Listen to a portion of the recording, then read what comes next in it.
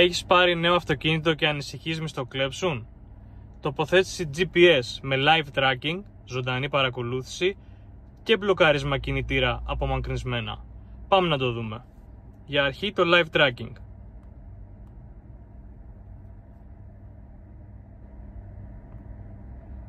Εδώ είμαστε ακριβώς, Μαυρίδης Καρόντιο, και πάμε να δούμε και το μπλοκάρισμα κινητήρα. Θέλω να κοιτάτε σε αυτό εδώ το σημείο.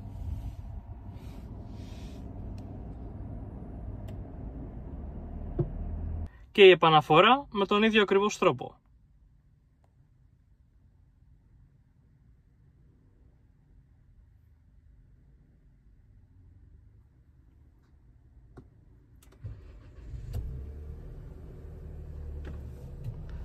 Μαυρίδης Καρόντιο λοιπόν, έλα να βρούμε τη δική σου λύση για το δικό σου όχημα.